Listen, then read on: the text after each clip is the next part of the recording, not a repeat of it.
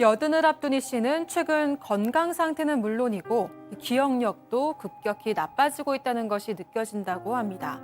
몇 년 전 치매 판정을 받은 아내를 돌보느라 자신의 건강까지 챙길 여력이 없었던 탓인데요. 이 씨는 아내와 상의 끝에 아들에게 물려주려고 했던 작은 건물을 팔아서 요양시설로 들어가기로 결정했습니다. 건물 가계약을 마친 후 아들에게 모든 사실을 털어놓은 이 씨. 그런데 아들을 통해 부동산 중개업자를 믿고 했던 계약이 헐값 매각이었다는 사실을 뒤늦게 알게 됐습니다. 이 씨는 당장 계약을 취소하겠다고 연락했지만 계약자는 거절했고 만약 계약을 취소하려면 계약금의 2배를 배액 배상하라는 겁니다. 시세보다 절반 이상 헐값에 매각한 상황. 계약을 파기하려면 반드시 위약금을 줘야 하는 걸까요?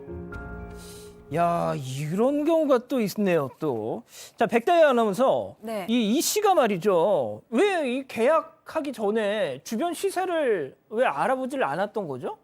여유가 없었기 때문입니다. 치매를 앓고 있는 아내를 돌봐야 해서 주변 시세를 꼼꼼하게 알아보기 어려웠는데요.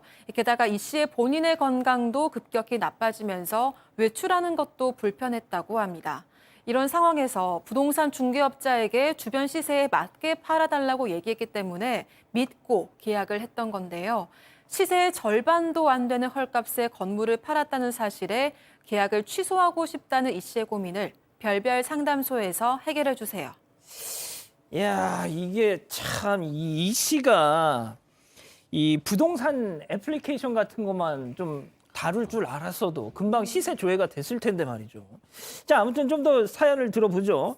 건강이 좀 안 좋았던 모양이에요. 네, 이 씨 부부가 이제 모두 곧 있으면 여든을 바라보는 나이였다고 합니다. 아내는 이미 몇 년 전부터 치매 치료를 받고 있고 다른 지병도 많았다고 하는데요. 근데 남편인 이 씨마저도 최근 기억력이 떨어지기 시작하면서 좀 자식들에게 짐이 되진 않을까 걱정을 많이 했다고 합니다.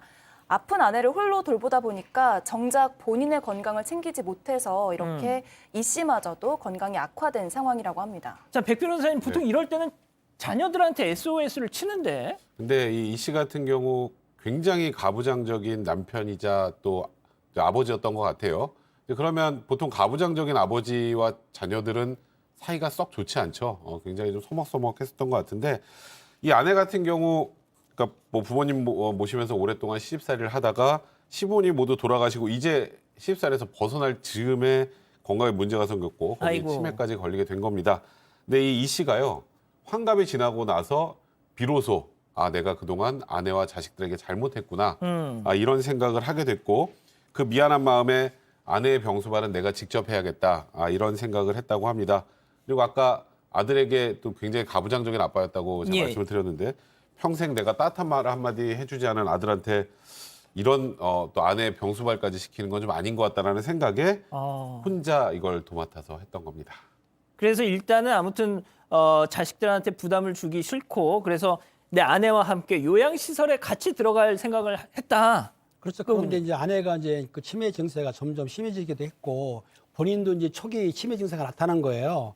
그러니까 이제 상의했던 것 같아요. 그럼 우리 둘이서 노후에 요양시설로 가가지고 거기서 살자 죽을 때까지 이렇게 했는데 아마 경제적 능력은 있어가지고 건물 하나 있지 않습니까? 예. 그 건물을 아들한테 물려주려고 했었는데 아들이 건물을 받은 뒤에 또 우리 병수발 하려면 힘들 것이다라고 생각을 했던 것 같아요. 참 이런 거 아들 생각하는 건데 아들 이런 걸 몰라요.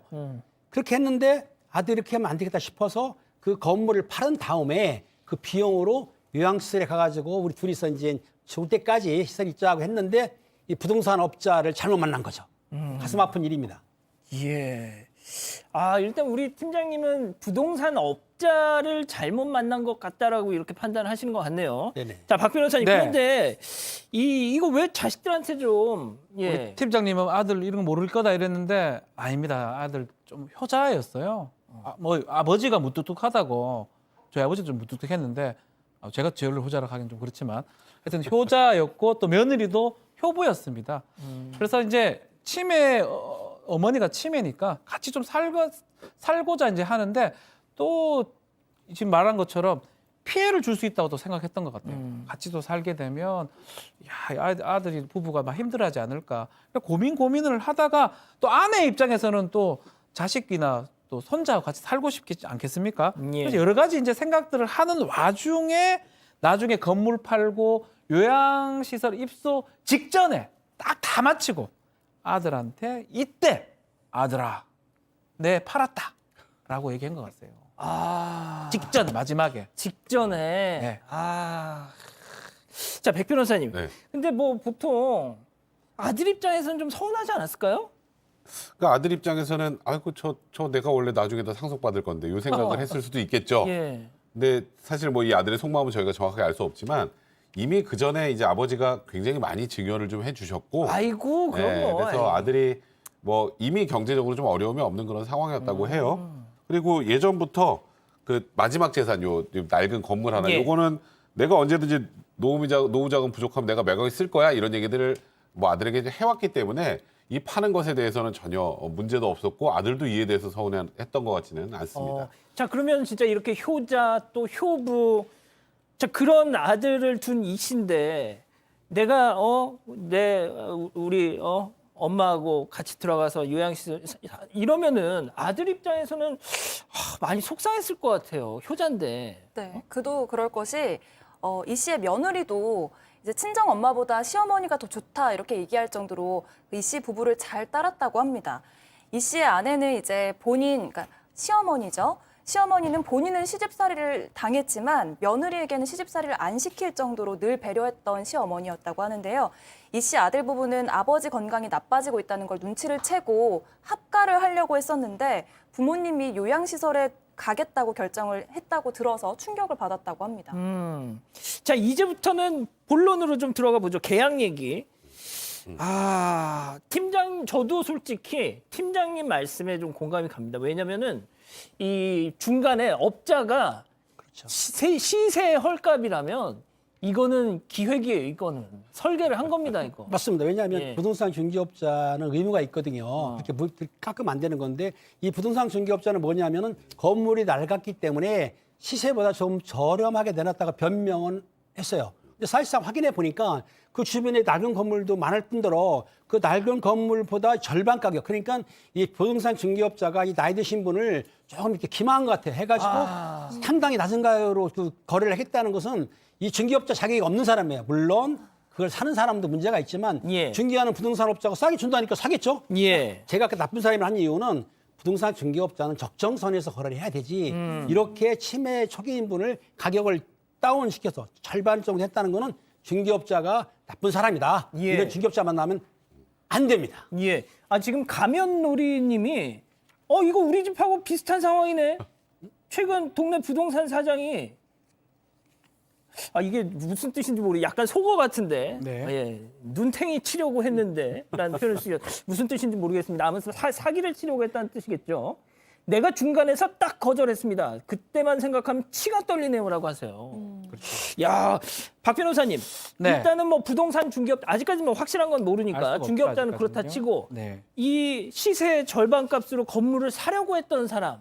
이 사람도 야 이거 득템이다 했을 거 아니에요. 이 매수인의 어떤 마음 상태는 뭐 정확하게 알 수는 없습니다. 예. 그렇지만 이 매수인의 어떤 태도는 우리가 좀 볼 수가 있어요. 이 사람 주로 좀 싸게 이런 투자 같은 계약 같은 걸 많이 하러 다닌다 그럽니다. 저평가된 건물, 낡은 건물 찾으러 다닌다 그러고요. 또 지금 얘기를 좀 들어보면 당일 계약 때 조금 모습이 좀 특이했대요. 돈 얘기 딱 나오니까 바로 가계약금 오늘 합시다라고 막 소리 지르면서 바로 계약을 좀 진행했다라고 기다렸다는 듯이 합니다. 그래서 뭐 좀 정말 기다렸다는 듯이 한다 가계약금 넣는 것도 좀 문제고 나중에 좀 계약 파기 얘기가 나오니까 또 펄펄 무슨 소리 하느냐 이거 그냥 진행해야 된다라고 했던 거 봤을 때 뭔가 조금은 알고 있는 게 아닌가 의심이 되는 거는 충분히 있을 것 같습니다. 자, 백 변호사님 어떻게 네. 좀 할까요? 이거 어떤 상황이? 좀 어렵죠. 예. 근데 일단은 통상적으로 이런 경우에 사기죄 같은 거는 인정이 안 되거든요.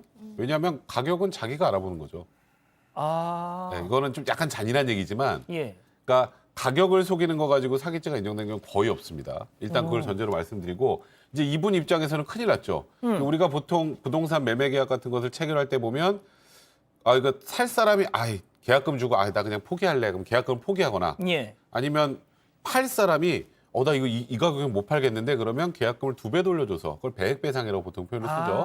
근데 여기서 이제 문제가 뭐냐면 보통은 계약금은 이제 매매대금이 한 10% 정도가 되는데 그렇죠. 가계약금은 그보다 훨씬 작아요. 예. 근데 예를 들어서 가계약금을 한 1,000만 원 먼저 이렇게 급히 넣었는데 실제 계약금은 1억이에요. 그러면은 가계약금의 2배 2천만 원을 돌려주면 될까요?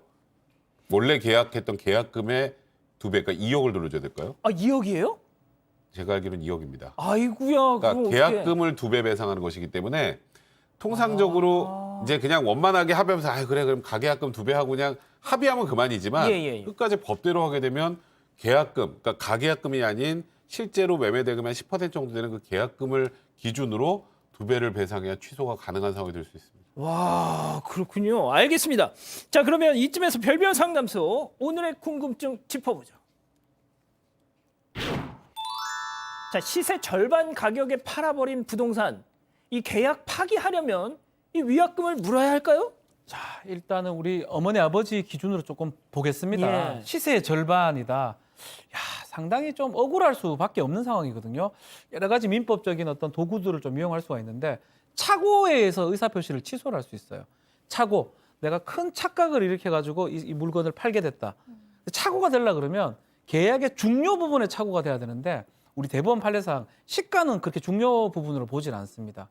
예컨대 영 다른 물건을 샀다 그러면 예. 농장을 뭐 살로 하는데 농장이 할 수 없는 걸 샀다 그러면 이게 계약에 담겨져 있다 그러면 착오엔 취소 가능한데 이런 부분 조금 어려워 보이기도 하고요. 만약에 지금 우리 김은배 팀장님이나 백성 변호사님 얘기하신 것처럼 이 중개업자하고 매도인이 좀 거짓말 많이 해가지고 사기를 쳤다라고 하면 또 이것도 취소 가능합니다. 근데 이제 그런 부분도 정확히 보이지는 않거든요. 예. 그래서 그렇다면 마지막으로 우리가 할 수 있는 게 민법에 이 불공정 거래행위라고 있어요. 당사자가 경솔하고 무경험하고 이런 것들을 이용해서 계약이 됐을 때 취소가 가능하거든요. 무효시킬 수 있고 지금 침해나 이런 것들이 좀 있기 때문에 요게 혹시나 가능하다면 무효가 가능한데 다 따져봐야 되고요. 이런 어떤 세 가지 도구들은 마지막에 쓰는 거기 때문에 사실은 앞에서 다 안 됐을 때 하는 건데 글쎄요, 여기 다 따져봐야 돼요. 쉽지는 않은 상황이 아닌가 생각이 듭니다. 백 변호사님 어떻게 저는 현실적으로 제가 아까 가격은 본인이 알아보는 거라고 말씀드렸잖아요. 그래서 아까 착오도 인정 안 될 가능성이 많다고 제가 말씀드린 건데, 그러니까 착오로 계약 취소도 안 돼요. 근데 이제 지금 조금 전에 박 변호사가 얘기했던 이 불공정한 법률행위 같은 경우, 예를 들어서 뭐 미성년자나 아니면 정신적으로 문제가 심각한 분을, 그러니까 예를 들어서 막 뭐 1억짜리를 100만 원에 막 이렇게 뭐 극단적으로 예. 이런 경우에 팔게 했다. 누가 봐도 이건 말이 안 된다. 그렇죠. 정도가 되면 불공정 법률행위에 해당해서 무효가 될 수 있지만 이번 사안은 좀 어렵습니다. 왜냐하면 가끔 부동산 갔다가 여긴 좀 시세보다 싼데? 그럼 내가 시세보다 싸게 팔았으니까 다 취소. 하면 거래 안정이 너무 침해됐잖아요. 그래서 이 가격 가지고 뭐 저게 지금 절반이라고 했지만 실제로 가보면 또 절반이 아닐 수도 있고 그러니까 좀 싸게 판 게 억울한 거 그건 분명히 좀 이해가 됩니다만 가격에 대한 건 본인이 알아보지 않고 이렇게 팔았다가 나중에 이걸 해결하려면 실질적으로는 여러 가지 아까 우리 박 변호사님이 소개를 해줬지만 진짜 안 파실 거면 계약금의 2배를 돌려주고 아유. 계약을 취소하는 방법밖에 현재로 봐서는 없어 보입니다. 아유, 그 생돈 진짜 생돈 날라가는 건데. 아, 우리 그거 조심하셔야 돼요. 그래서 예. 진짜로. 아, 우리 팀장님은 지금도 막 표정이 그 부동산 중개업자 막 가만 안 두겠다는 표정을 짓고 계세요. 부동산 중개업자가 그 중개 의무를 위반한 거예요. 용서가 안 되죠. 저렇게 하면 노인한테, 더군다나 치매 증세가 있는 분한테. 예, 방금 한판 주먹 거죠. 쥐셨는데, 진짜 근데 이제 부동산 중개업자가 진짜 속인 건지 아닌지도 예. 저희가 정확하게 알 수가 없어서 그렇죠. 이게 예. 참 어렵습니다. 이런 문제가. 예, 그렇군요.